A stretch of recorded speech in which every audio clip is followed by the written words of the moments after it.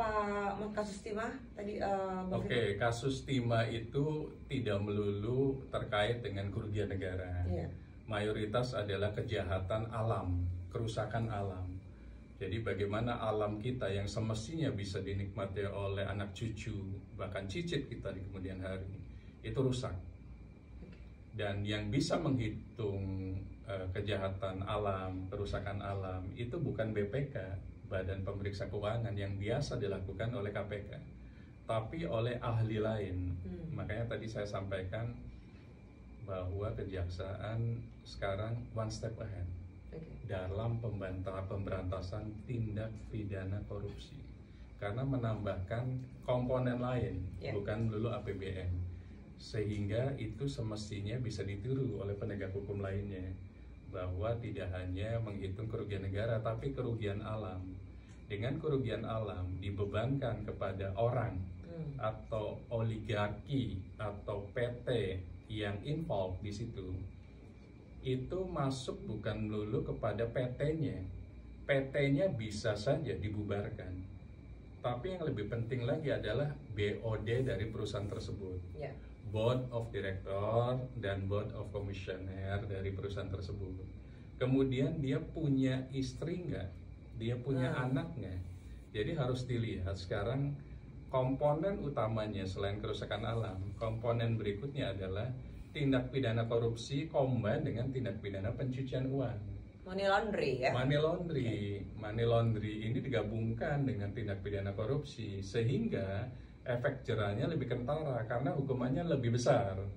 Kemudian di TPPU ada pasif dan ada aktif. Tidak mungkin anak, istri, orang tuanya tidak tahu bahwa pemberi aktif ini mendapatkan uang dari jalur yang tidak patut atau patut. Pasti dia tahu. Pertanyaannya kenapa menerima gitu loh. Kenapa menerima dan menikmati? Kenapa itu yang dinotis ya. Dan mengatakan dalam sebuah persidangan tidak ada. How? Make sense nggak? Seorang istri itu tahu kondisi suaminya dari nol. Kondisi suaminya bergerak, berusaha kemana, mendapatkan nafkahnya dari mana.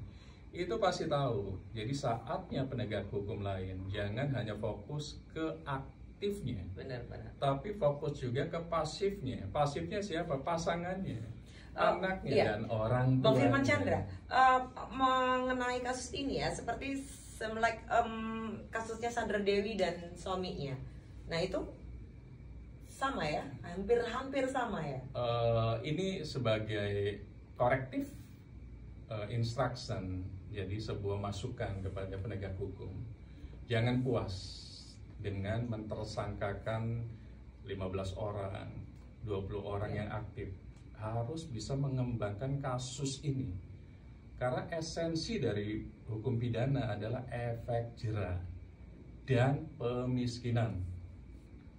Betul-betul dihabiskan hartanya. Karena itu harta kita, itu harta masyarakat kita yang semestinya untuk membangun ribuan sekolah. Dan tidak ada orang miskin, pengemis di jalanan. Kenapa harta kita dimiliki oleh keluarga itu saja? Iya, benar.